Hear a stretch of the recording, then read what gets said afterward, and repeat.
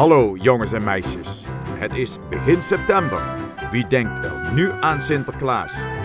Ook de Pieten zijn nog in vakantiestemming en nog helemaal niet bezig met de intocht, cadeautjes, pepernoten, inpakken, verlanglijstjes.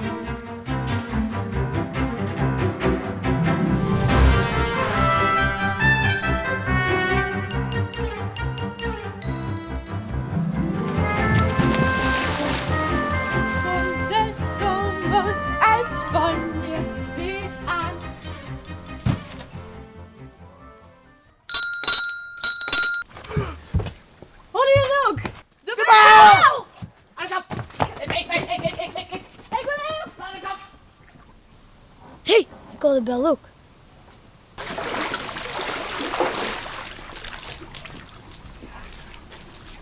Ze wachten nog niet eens op me.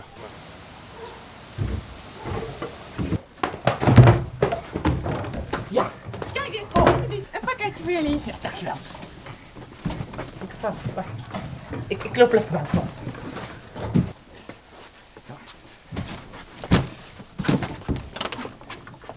Wacht. Hij gaat er doorheen. Ja.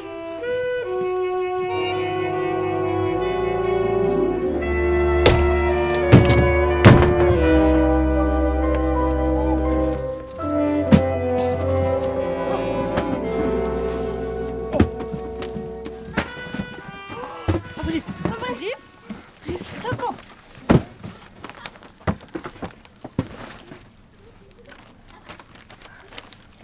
Feest! Feest? Feest! Waarvoor? Ja, dat staat er niet op. Feest? Nee. En waar staat er ook niet op. Wie weet het? Sinterklaas. Sinterklaas. Feest? Hallo. Ik ben hier de baas. Ik ga naar Sinterklaas. Geef dat ding maar eens hier aan mij.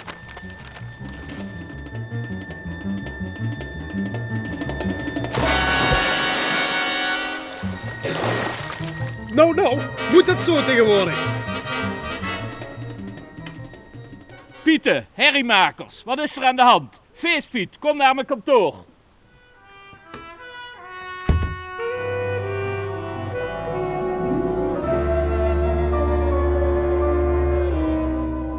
Sinterklaas. Groot feest. Ik heb hier een brief voor feest. Maar waar? En wanneer? Dat weet ik niet. Maar het is feest. Ho, stop, geef mij die brief eens. Ja, nee, Venray, feest, lachen en gieren, stoepkrijt, lichtjestocht, muziekfestijn. Nou, dat weet ik ook niet, maar ik weet wel wie je kan bellen. Eens even kijken. Venray, burgemeester, die moet ik hebben.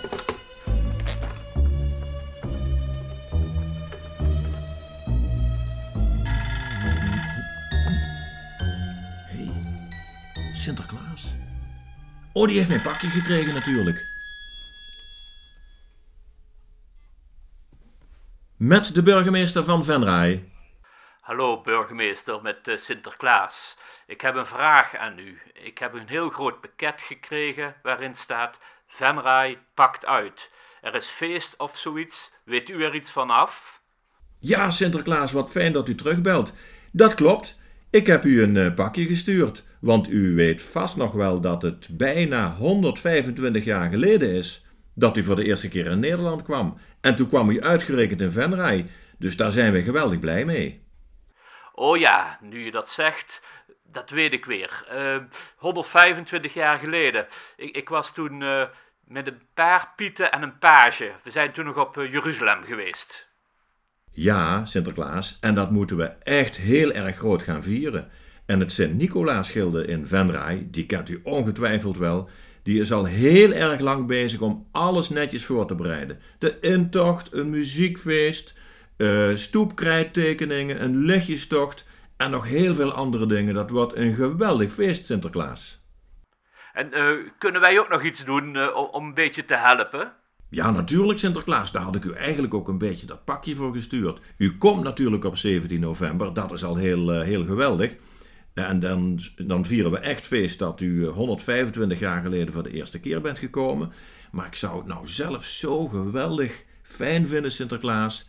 Ik houd heel erg van pepernotentaart. Kunt u voor mij zo'n pepernotentaart laten bakken en er eentje voor mij meebrengen? Dat vind ik zo lekker.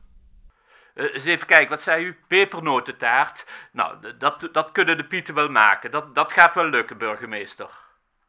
Fantastisch. Dag Sinterklaas, tot 17 november.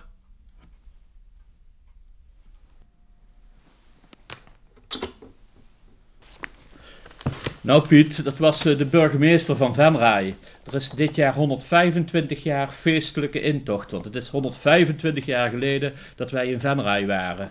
En de burgemeester die heeft heel graag een pieterpepernotentaart. Gaat dat lukken? Een pieterpepernotentaart. Waar is dat feestje? In Venray is dat feestje. Waar is dat feestje?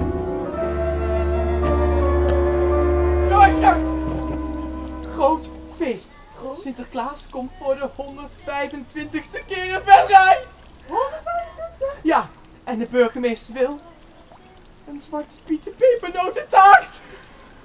Zwarte pieterpepernotentaart? Een zwarte pieterpepernotentaart. Een zwarte pieterpepernotentaart? Ik moet het recept zoeken.